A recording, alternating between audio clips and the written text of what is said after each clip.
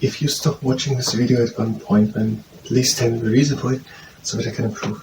Otherwise, hi and welcome. I'm trying to learn electrical engineering, today electrical energy, and after we've done a bit, we're gonna do extensor carbohydrate strength training. And if you participate in the extensor carbohydrate strength training, then it's at your own risk. Electrical energy. It was said at some point in this chapter that the electromotive force of a Lee-Son-Shi cell was 1.5 volt. This is the case whether the cell is large or small. The value arises from the chemical nature of a cell, the nature of the carbon, zinc and ammonium chloride which make up the cell. The electromotive force in no way depends on the capacity of a cell and the quantities of the various materials in it. That is interesting. So it doesn't matter how much capacity the battery has for how much electromotive force, so how much energy it has. Or no, how much is it pushing out. And also the quantity of the various materials. So that has to do probably with the capacity. For this reason, certain types of cell are used as standards for voltage measurement. For example, in a school laboratory, a Daniell cell is often taken to have an electromotive force of exactly 1.1 volt, and other electromotive forces are compared with this.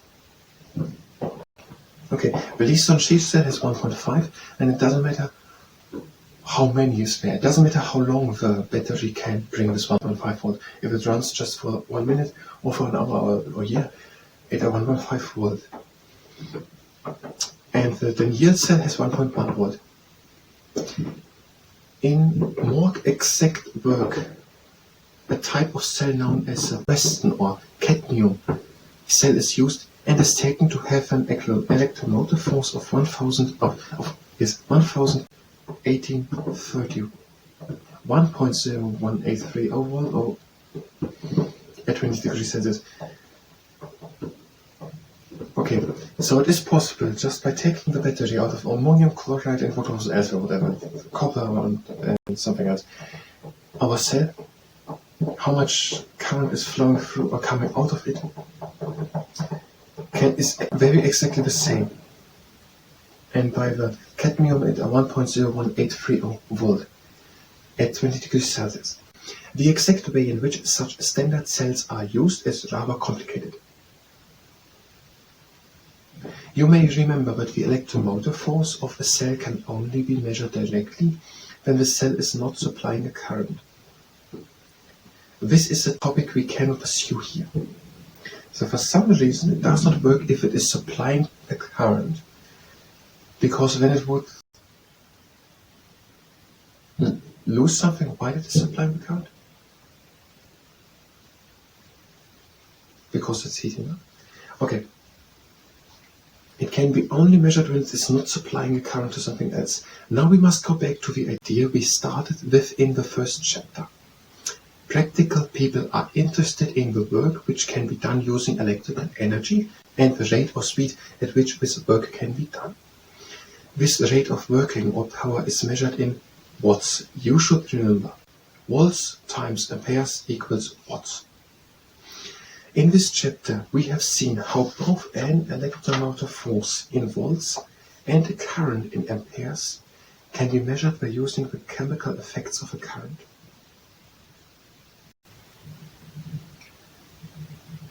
This makes it possible for energy measurements to be made entirely in terms of these effects. Now we must turn our attention to the use of electromagnetic effect of a current for this same purpose. Electromagnetism. Let's read a bit on. An electric current sets up a magnetic field in the space around the current. So if there's just electricity running, it is producing an electric field around it. If I find now an electrical engineering with questions to which I have in particle physics and in physics about electromagnetic fields, the fact that an electric current is surrounded by a magnetic field, that it is so, was discovered by Hans Christian Ørsted in 1819. Okay, in 1819, There was someone with the name Hans Christian Ørsted, and he had an electric current, and he discovered that around it is electricity running. And that is how these magnets work with electromagnets. Probably, I have no idea. His discovery was an accidental one, a chance observed of the behavior of a compass needle left near to a wire carrying an electric current. So he was working on some types of electricity. He had this compass like that, and the compass uses some piece of metal to get to the magnetic field of the Earth, and the magnetic field is somehow stronger or something in the north of the world. Maybe it's the same as south. No, I think I don't know. It can also switch, and that is why the needle of a compass always points to the north, because the needle is drawn towards the north, where the north pole is. Horizontal wire held taut by two wooden stands and clamps. That's a type of picture. You should repeat Ørsted's experiment in the laboratory and observe the effect of placing the compass needle above, below and alongside the wire, and also the effect of reversing the current direction. From your results, you should be able to establish some relationship between the current direction in the wire and the shape of the magnetic field surrounding it. It will also help if you pass a vertical wire carrying a current through a horizontal card on which you can use a plotting compass or sprinkled iron fillings as shown in figure 38. The properties of magnets, so-called permanent magnets, had been well known for centuries before this time. We must assume here that in your earlier work you have become familiar with the properties of magnets and magnetic poles, and that the idea of magnetic lines and force and fields understood. The ideas of magnetic lines, force and field. Magnetic force, magnet is pulled to something. Magnetic field, the magnet doesn't work if you have it a meter away, only if you come close. And magnetic line. Now a lot of graphics which are showing the magnets around it like that. So that it has a little bit at the side and a bit in front or something. So lines around. And if you come in that area, then the other magnet or the other metal piece goes to the other way around. But I don't know what they mean with magnetic lines. To refresh your memory, here is a summary of more important facts. Let's do it at a 9 and then we are through with electrical and engineering. Summary. Each bar or horseshoe magnet has one north-sticking pole and one south-sticking pole. Yes, one pole of a magnet searches for the north pole, the other one for the south pole. Like poles repel, unlike poles attract. So if there's a positive pole, and then if there's a magnet with a positive side here, and another magnet with a positive thing, they don't want to go together. Positive and positive, they don't want to come together. If you turn them around, the negative side wants to come together with the positive side. Magnets can be made by stroking a piece of soft iron or steel with another magnet.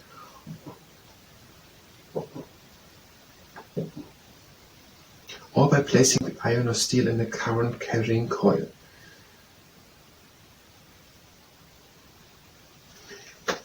I know what I mean. You can go with a magnet over a piece of iron or coil, and if you go with a magnet over it, there are a lot of tiny things in it, which having also north and the south pole. And if you have a magnet there, all the ones with the south pole to the other magnet, they want to go, they turn around, and all the ones with the north pole somewhere, they are going with the north pole to that side.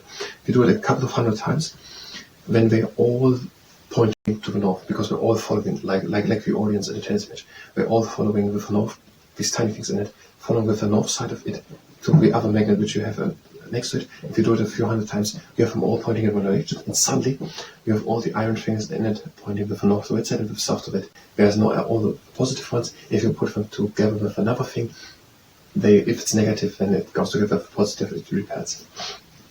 4. Magnets can be destroyed by being dropped or banged. Iron and steel magnets lose their magnetism when heated to red heat. If you drop it, they're all mixed again, and they no longer point to the north side or plus side. Soft iron is easier to magnetize than steel, but steel retains its magnetism better than soft iron. It's logically. If you have something soft, it's easier to turn these little things in it around. Therefore, if it's very firm like steel, then it holds better if you drop it. Magnets are surrounded by magnetic fields, imagined to be comprised of innumerable lines of magnetic force. So there are magnets, and I have seen a lot of graphs. You can see the magnetic field, and there's a lot of lines around it. There's a magnetic field that make these areas surrounded with, not in the middle, but on the outside. Lines of magnetic force never touch or cross. They tend to contract each other in its own length, and to repel one another sideways.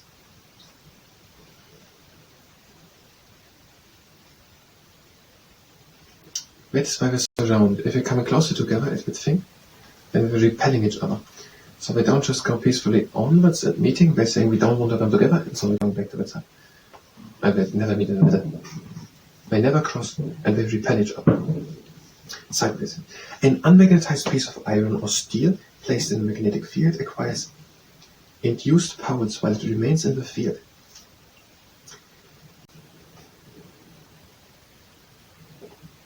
This occurs because the iron or steel is more permeable to lines of force, often an easier path than the air surrounding it.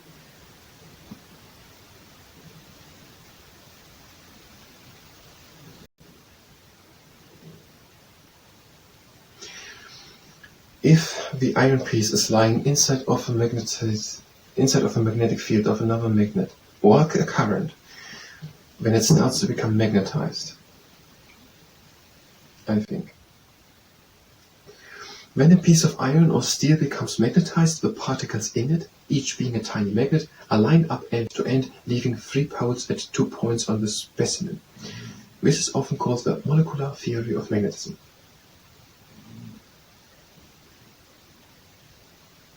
I think the main thing which I just said, if one side is positive or negative, and it goes to electrical engineering part. If you were here for electrical engineering, you can go directly to the next part of electrical engineering. If you stay here and participate in the extended carbon and strength training, that is very honest. Hands next to us for fists, and bring these fists down and up. A flat kick. We're having 3 rules. The first rule is that we're stopping immediately as soon as there's pain. Hands like that and up. Now the counterfeit money check. Second rule, go only as far as you can go with a little bit of it. And third rule, don't overdo it. We just want to strengthen, not to exhaust. I'm using a sock. You can do with a towel or a t-shirt. Hold it, press with good force onto it, and bring the hand again down. With good moderate force press. And down.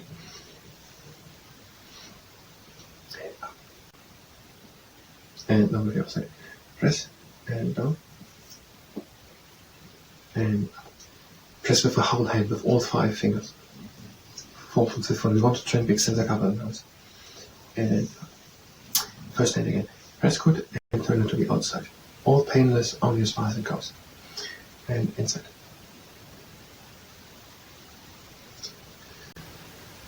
And outside.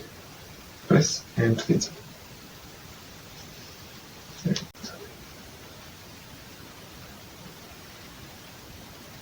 And again the first hand, now from the top and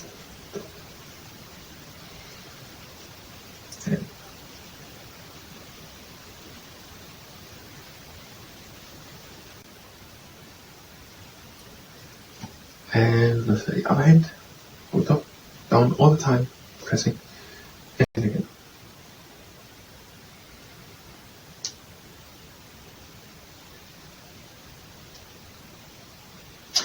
And just press neutral for all fingers and on the other hand. And that was already the extended cover and strength training. I thank you very much and until next time.